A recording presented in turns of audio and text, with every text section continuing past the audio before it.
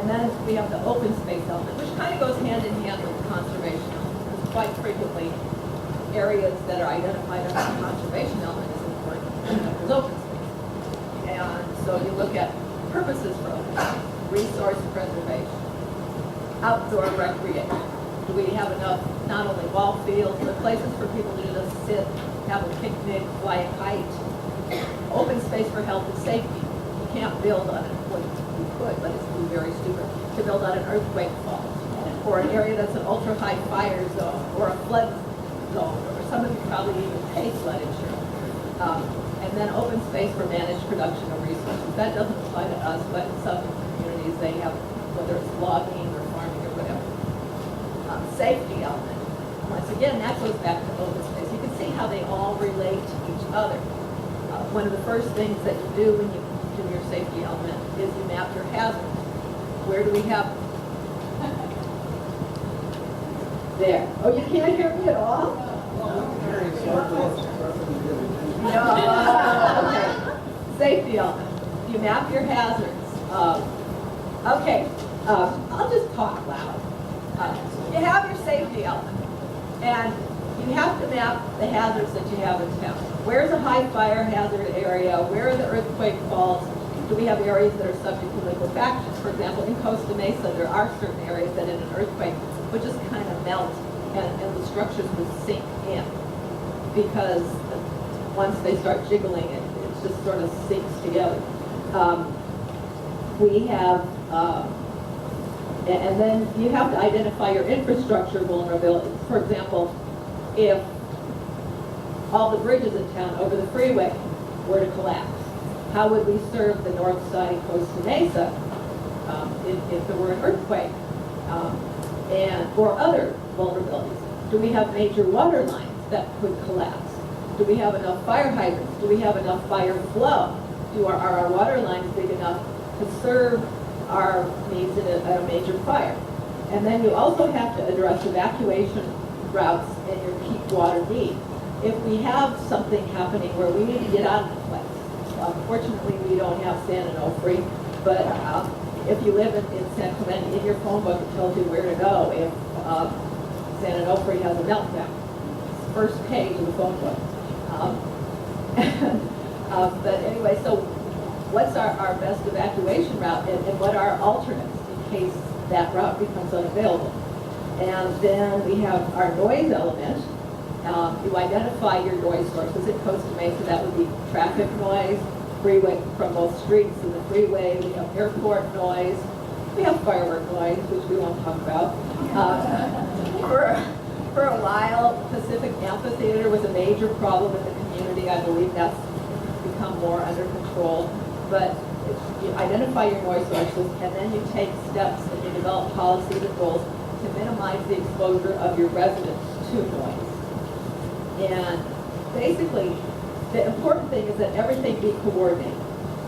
If there's an area that's a high fire hazard or an earthquake fault or for whatever reason unsafe, you don't plan to put housing there. If there's an area that's ultra noisy, you don't plan to put housing there. You have to coordinate your safety, your open space, your conservation. You don't put an office park on top of natural resources if you're doing your planning correctly.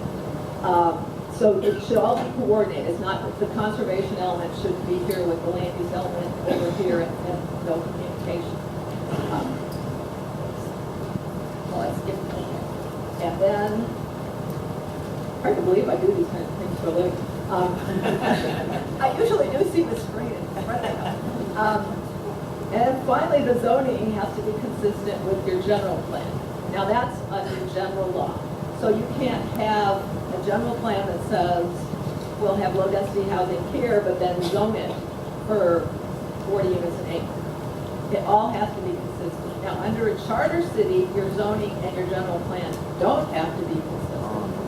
However, I have to add that this charter that we have before us does have a line that provides for that for zoning and general plan consistency. However, that could always be changed with the charter got adopted.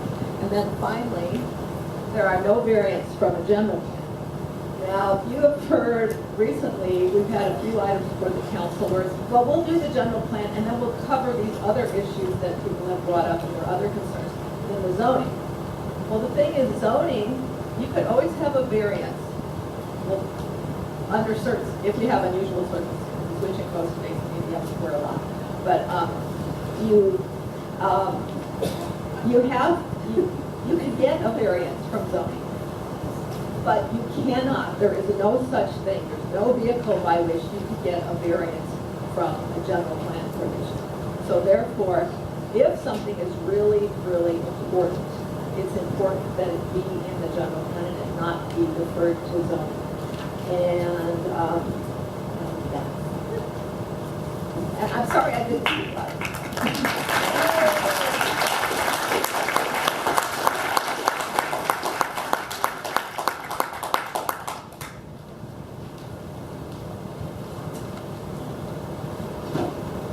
One more time for Council Member Sandy Guinness.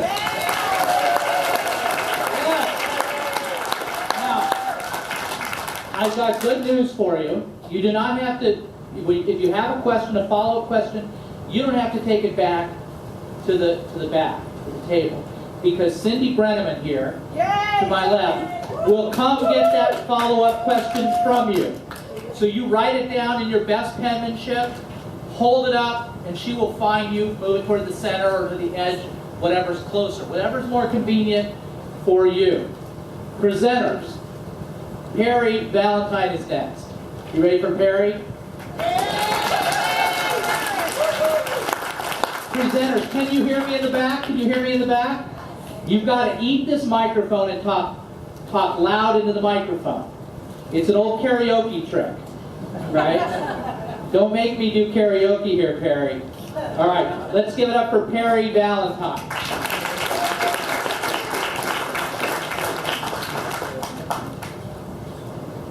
Hi, unaccustomed as I am to karaoke. My name is Perry Valentine. I've lived in the city for about 42 years. 32 of those years I worked for the city as in the planning department. Can you hear me okay in the back? Okay. I'm here to talk about density tonight.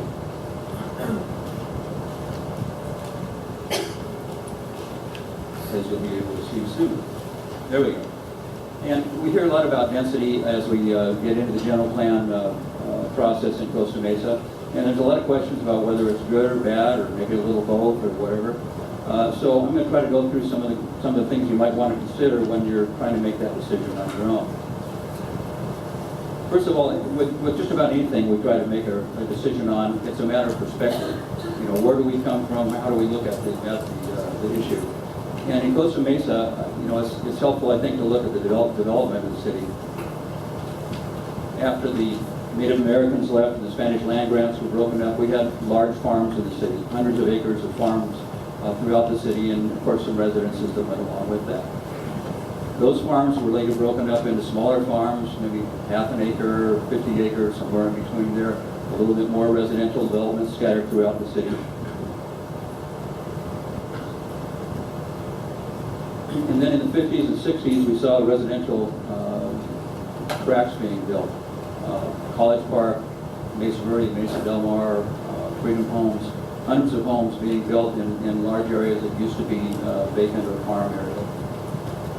At about that time, or sometime later, we started to see multifamily residential. Anywhere from duplexes to multi-hundred unit apartment and condominium developments in the city.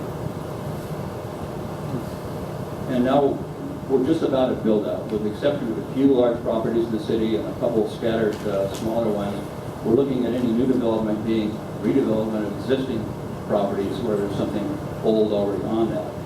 So as we look at density, I think it's helpful to consider that the people at all these various stages of the city's development probably saw the next stage as being a whole lot of development coming down the road. And where are all these people going to go? Where are they going to drive? What's that going to do to my traffic? And how's that going to affect me? So yes, we're not the first ones to address that. We're just at a different stage in the process. And I think it's important too to define our terms. What are we talking about when we talk about density? It's usually defined in terms of dwelling units per acre.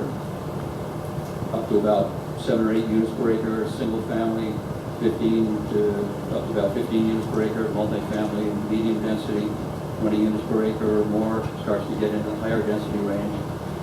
But of course, the effects of dwelling unit has a lot to do with what kind of dwelling unit that is. If you have a 1-bedroom apartment versus a 4-bedroom home, the effects of that are going to be quite a bit different. You have more people in one than the other, and accordingly more traffic, et cetera, associated with that.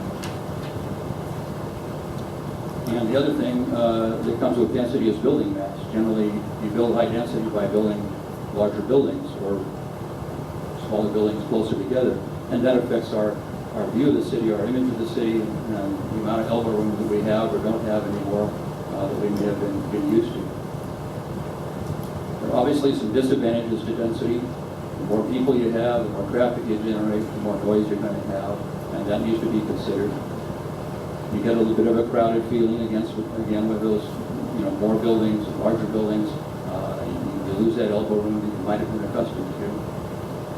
That affects the visual impact of the city. As you drive down the street, you see a different kind of city than you did, 10, 20 years ago when buildings were smaller and shorter. And of course, traffic goes along with that. That's obviously one of the disadvantages of density. There are some advantages of density, though. One of them having to do with the sustainability of our community, the walkability of the neighborhoods, the extent to which you can walk for a while and end up someplace maybe more interesting than the front yard of somebody else's single-family home. You may be able to walk to retail services or other services. My favorite would be if I could walk to a bakery from my house. I'd really love it. Not everybody wants to do that, but there are those kinds of choices, and that's the constituency for mixed uses as well, where you might have residential and non-residential in the same development. Perhaps some residential upstairs above that bakery or dry cleaners or whatever service you might find convenient in your neighborhood. And constituency for transportation alternatives, obviously, the more people you have in an area, the easier it is to support public transit, whether it be buses or a light rail line like we almost got in the north end of the town a few years ago. And those kinds of things, again, affect not only convenience, but they affect for the people that don't use those. It takes traffic off the street, and the rest of us have an easier time getting where we're going in our cars. Density also provides an opportunity for common open space and recreational uses. In your single-family home or apartment, you might have a small yard area and maybe a swimming pool, maybe not a swimming pool. But the larger the development gets, the more likely you are to have swimming pools, maybe volleyball courts, tennis courts, whatever you might look at there, maybe a large lawn area to throw or kick a ball around, so that people don't always have to go to the public parks to do those things. And that, again, decreases the demand on the parks and the impacts on the parks. There's a little more open space for the rest of us that aren't living in these kinds of projects. And lastly, housing opportunities. If you subscribe to the supply and demand theories, the more housing you have, the more likely it is that you're going to have housing at more affordable prices, or at least, I want to say, less unaffordable prices. So that maybe some of our kids, when they grow up, have the opportunity to move into someplace in Costa Mesa, don't have to go out of town to live. And the people that work here in our stores and provide services to us in our homes and elsewhere have a chance to live in the city as well. In evaluating density, in addition to those general aspects, there are some specific things we want to look at in a particular project. One of them is the context of the project in terms of its location. Is it next door to us in a single-family zone like this? That obviously is going to have an impact on the people who are living next door to that development. Is it in a multifamily residential neighborhood, or maybe the existing development is a little bit denser than some of the others? It's maybe taller, so that you've got the new development is maybe 3 or 4 stories, but it's next to a 2 or 3 story development. It's not looking down into private yard areas, and you don't have the kind of impacts you do when you're in a single-family neighborhood. A higher density project could be built in a non-residential neighborhood, where again you don't have privacy impacts and noise impacts on the existing commercial or industrial projects next door by building high density. So there's a little bit less concern there as to how that's going to affect the neighborhood.